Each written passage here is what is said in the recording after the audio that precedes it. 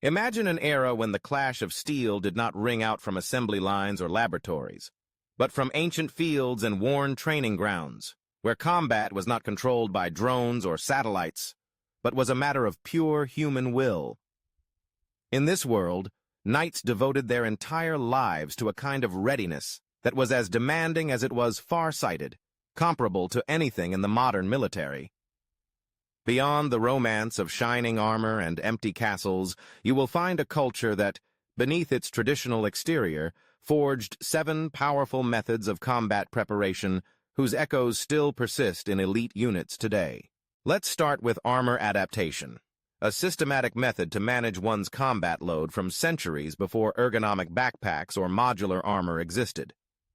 While modern soldiers struggle with the sudden burden of equipment during deployment, medieval knights underwent a lifelong process to gradually integrate armor.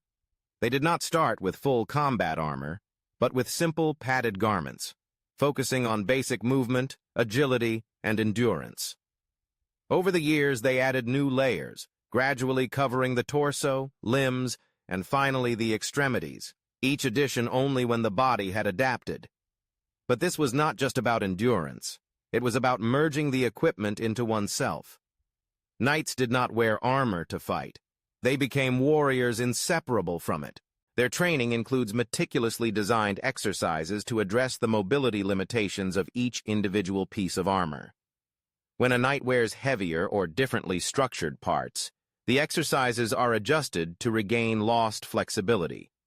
This comprehensive process creates a much closer relationship between the person and the equipment than simply counting people or recording inventory in a supply warehouse. The result? When a knight enters battle in full armor, movement is no longer clumsy or difficult. It becomes second nature. Modern armies, despite many advances, still struggle to integrate equipment with the body.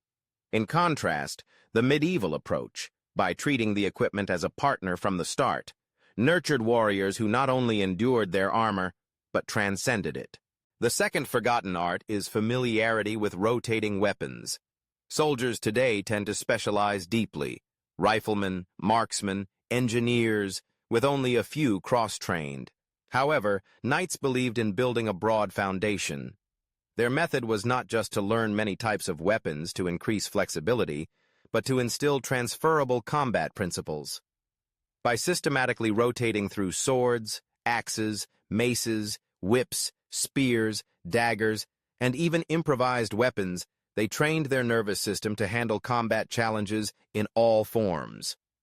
Their program structure was very intentional.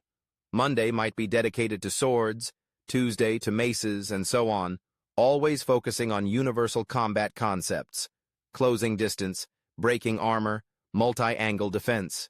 The real breakthrough was the rotation exercise, where transitions between weapons occurred while moving, requiring the brain to adapt immediately when one form was lost or broken. Far ahead of its time, this prepared knights not only to use weapons but also to continue fighting when plans and tools inevitably failed. Its legacy still exists wherever modern units prepare not to follow a script, but to improvise, persevere, and win regardless of the equipment available. Mental training is the third pillar, the medieval precursor to digital combat simulations. Knights mastered disciplined visualization, conjuring in their imagination vivid details not only of victory, but also discomfort, failure, and defeat. They imagined the heaviness of armor, the weight of the sword when exhausted, the biting cold on gloved hands, the taste of sweat and mud. They practiced visualizing failure scenarios, systematically imagining the collapse of plans, equipment malfunctions, and defeat snatched away just before victory. This was not fatalism, but training psychological resilience, a rehearsal for perseverance when chaos replaces coordination. Combining breathing techniques and body posture, they achieved seamless mind-body harmony that helped reduce shock when disaster truly struck. And unlike modern simulation devices, this type of training required only time and disciplined imagination, possible to perform in any camp or prison cell. Strategic fasting is the fourth hidden tool, a world completely different from the modern reliance on nutritional shakes and stimulants. Medieval readiness for battle involved adjusting metabolic state strategies. Knights were trained to fight when full, when half-fed, and after deliberate fasting periods. The process required structured fasting, from 16 to 20 hours without food, followed by a moderate meal, precisely before battle. Notably, modern science shows this helps activate a clear mind, stabilize energy levels, and toughen the body to endure the challenges of unpredictable supply.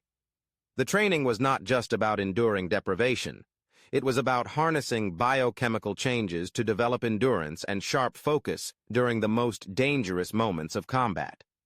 Unlike modern tactics, often threatened by logistical delays or supply chain breaks, this method created warriors with independent stamina, not reliant on energy bars, rations, or emergency coffee.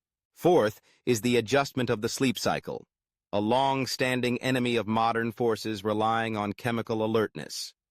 Medieval knights practiced phased and polyphasic sleep long before studies confirmed its value. Through gradual adaptation, they trained first with shorter nights of sleep, then with distributed short naps, some lasting only 10 or 20 minutes. Elite knights could rest lightly while standing guard, sitting on horseback, or curled up in armor, alert and with senses ready to act. Just as armor training combined equipment and self, their sleep routines combined rest with readiness, creating warriors who not only survived sleepless nights during campaigns, but thrived while others grew tired. The sixth forgotten craft is environmental conditions. Modern training sessions, often conducted in controlled conditions, produce proficiency without difficulty. In contrast, medieval training viewed the environment as another weapon to master. Knights practiced in rain, mud, scorching sun, or freezing cold, adapting to each terrain and weather with specific techniques. Wet grass required new steps. Glaring light demanded special defensive postures. Deep darkness altered aiming and vigilance. Not merely enduring hardships, the knight's system also promoted technical precision amid chaos. The most advanced families engaged in scenario-based training, where the environment changed unexpectedly. From blazing sun to fog, from dry land to salty marsh, each transition was a challenge to adaptability. The goal was not just to cope, but to maintain excellence in combat regardless of which way the world tilted. Finally, and perhaps most importantly, is the monastic wisdom of integration. While modern systems often separate physical training, technical skills, mental endurance, nutritional science, and environmental adaptation, medieval preparation blended all of these into a seamless network. Every technique, every exercise, every hardship was connected to the actual conditions on the battlefield. Preparing the body was never separated from preparing the mind or mastering the tools. Through each ritual, each regimen, the knight aimed for synthesis, not just an armored warrior, but a warrior whose thoughts, muscles, judgment, and equipment formed an inseparable unity. A profound paradox emerges. Despite having all the wonders of modern science, heart rate monitors, neuro-enhancing pills, multi-million-dollar simulations, there still exists an intelligence in these ancient methods, born from centuries of trial, error, survival, and legacy. Often underestimated as crude or outdated, they pursue sustainability, resilience, and adaptability that even some of our most high-tech militaries are still struggling to achieve. The issue is not whether these medieval techniques are still effective. They remain effective, and quietly, elite forces around the world are relearning from them. The deeper issue is whether we have enough humility to recognize, amid our myriad dazzling new inventions, the old truths about human performance and the reality of war. That readiness is never just a matter of equipment and tools, but of integrated systems, body, mind, tools, and adversity, all trained together, whole, and ready to fight like a knight charging into chaos. Because in war, ultimately, it is not our machines that endure the ultimate test, but the adaptability, resilience, and spirit of those who use them.